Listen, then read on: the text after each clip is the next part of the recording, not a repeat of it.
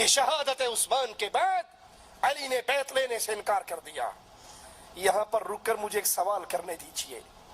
یار لوگوں کا کہنا ہے کہ امامت رکن ہے اسلام کا، جیسے نماز رکن ہے، حج رکن ہے، روزہ رکن ہے، اسی طرح امامت بھی رکن ہے۔ اس رکن کے بغیر، اس امامت کے رکن کے بغیر، علی کی ولایت کی گواہی کے بغیر اسلام پورا نہیں ہوتا، ایمان پورا نہیں ہوتا۔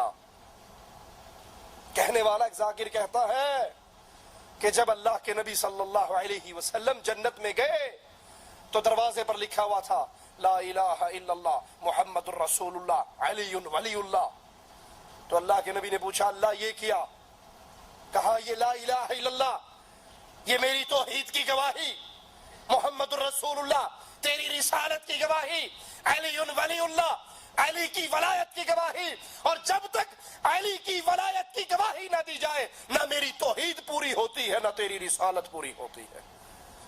پھر کہتا ہے لوگو جس علی کی ولایت کی گواہی کے بغیر نہ اللہ کی توحید بچے نہ محمد کی رسالت بچے، تیری نماز کیسے بچے گی، تیرا دین کیسے بچے گا؟ سانو جو آخنا ہے کہ جنت علی دے نال کس طرح ملنی ہے، پیغمبر فرماتے جدا معراج دی رات چوتھے آسمان تے گیا، اللہ باب الجنت مکتوبا لا الہ الا اللہ محمد رسول اللہ علی ولی اللہ 3 سطرہ لکھیاں ڈٹھیاں، لا الہ الا اللہ محمد رسول اللہ علی ولی اللہ دے کیا دے خالق توحید تیری ہے، رسالت میری ہے، علی ولی اللہ دا کیا مقصد ہے؟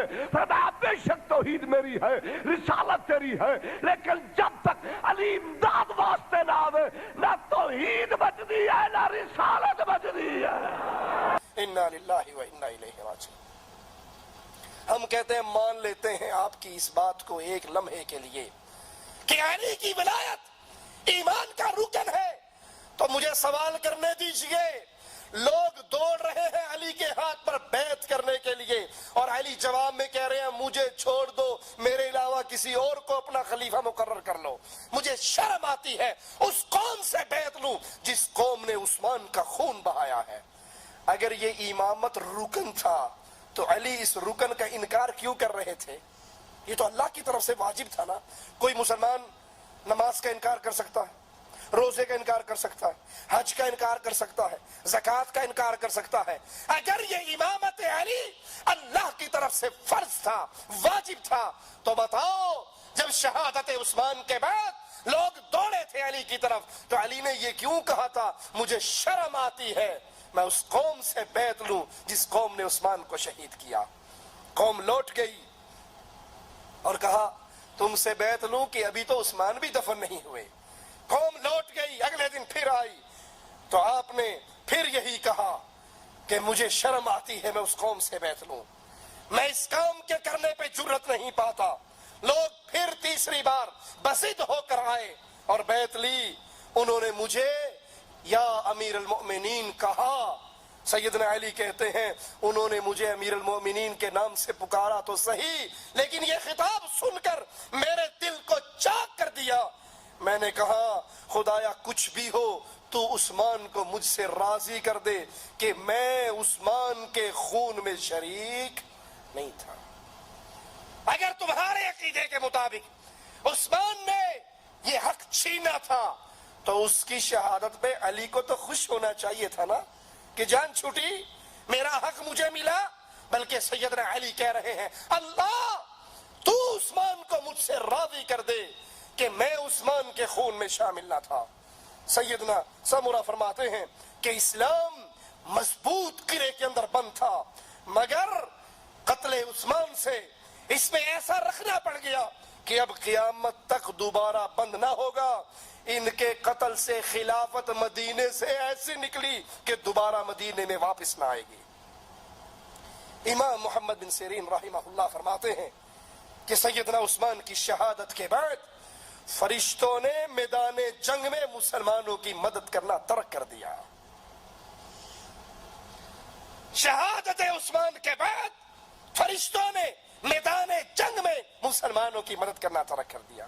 قاسم بن امیہ نے آپ کی شہادت پہ کچھ یوں کہا لوگو سیدنا عثمان کب شہید ہوئے؟ ذی الحجہ کے اندر، قربانی والے مہینے میں۔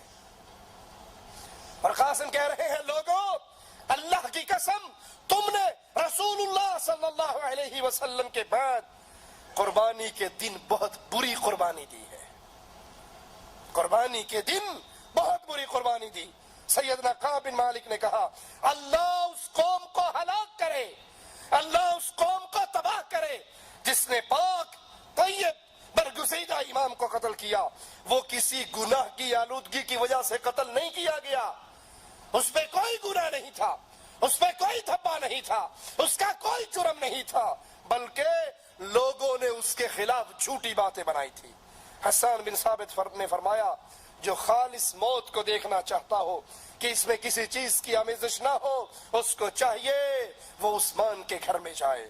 لوگوں نے اس شخص کو قتل کر دیا جس کے پیشانی پر سجدے کے نشان تھے، اور وہ تمام رات نماز اور تلاوت میں گزار دیا کرتا تھا۔